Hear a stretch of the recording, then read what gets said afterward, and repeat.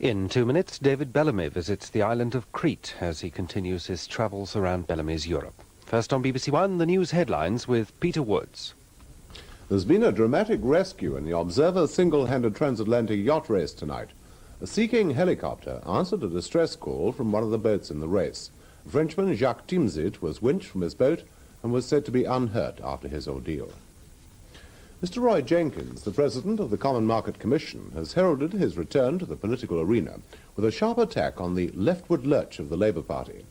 He made it clear in a speech that he favours setting up a centre party for people disenchanted with Labour. But the former Labour Chancellor, Denis Healey, dismissed the idea of a new centre party led by Mr. Jenkins as bunk and nonsense. He said the party would have no principles and no supporters. In Algiers, ministers of the oil-exporting countries have started a late-night session over the price of oil. One minister from Iraq said all the producing countries had agreed to the idea of raising the basic price to $32 a barrel. This compromise figure could add 6 pence to a gallon of 4-star petrol in Britain. The American nuclear alarm has led to questions in the House of Commons, where Labour MPs said they were worried about the possibility of war through accident.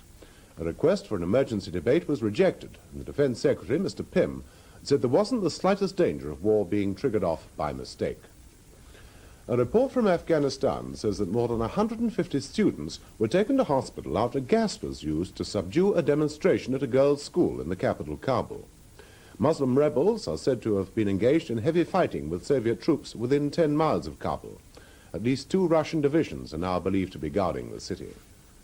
And finally, cricket in England are struggling against the West Indies at Trent Bridge. At the close of play, the West Indies had reached 109 for 2 in reply to England's 252 all-out in the second innings. That's the news. Good night. With England in the final of a major international tournament for the first time since 1970, International Match of the Day tomorrow evening previews the European Football Championship and assesses the potential of the competing countries. That's International Match of the Day with Jimmy Hill tomorrow evening at 10:20. Now on BBC1, David Bellamy visits the island of Crete, possibly the legendary Atlantis, as he continues his personal view of the European countryside in Bellamy's Europe.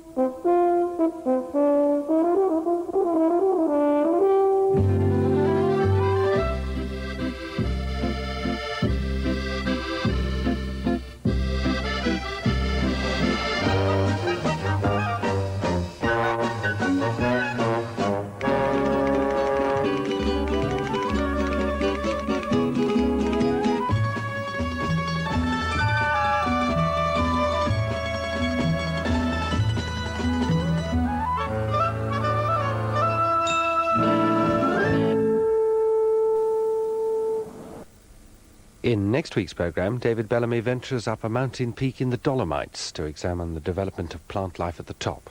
Bellamy's Europe, next Monday evening at 11:37.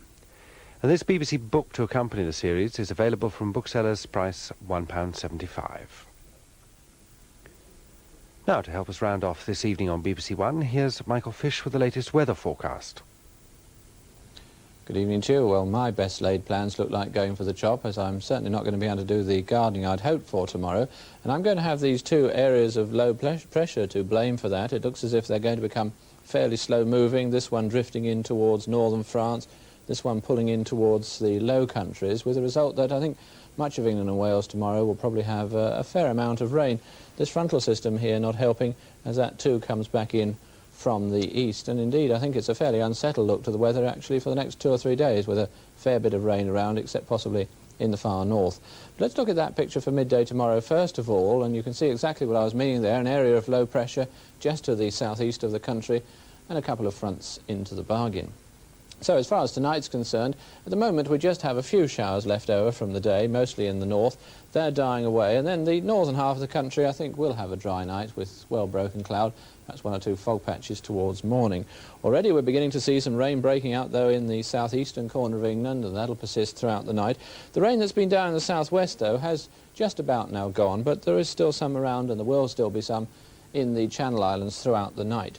And then tomorrow, 3 areas, I think, to consider. First of all, we have the southernmost counties of England through to South Wales, where there will be a fair amount of cloud tomorrow. There'll be some rain every now and again, but it'll be rather showery rain, and I think especially later on in the day you could get one or two drier and brighter interludes. The other bright part of the country is Scotland and Northern Ireland, where you'll have some sunshine.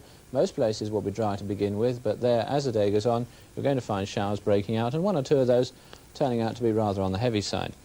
And then that leaves us with the bulk of England and Wales. Well, we're going to start the day with some rain even in that southeastern corner, and then very gradually you'll find as the day goes on that this rain area will work its way steadily northwestward, so that I think before the end of the day you're going to have some rain just about everywhere, perhaps even some heavier bursts of rain mixed in with it as well. And with the cloud and rain, temperatures a few degrees down on what they were today. Well, that's all for now. A very good night to you. Well, there's our last look at the clock for this evening. The time, it's just after 2 minutes past midnight. I hope you've enjoyed the programmes that we've had for you today and that you'll join us again tomorrow. A reminder that if you're still up and want to stay up a little longer, the BBC Radio 2 goes right through the night. Brian Matthew is currently going round midnight with music and guests. And at 2 minutes past 2, Len Jackson takes over with You and the Night and the Music. But for the moment, on behalf of everyone here on BBC1, it's time we turned out the lights, and so we wish you a very good night. Good night to you.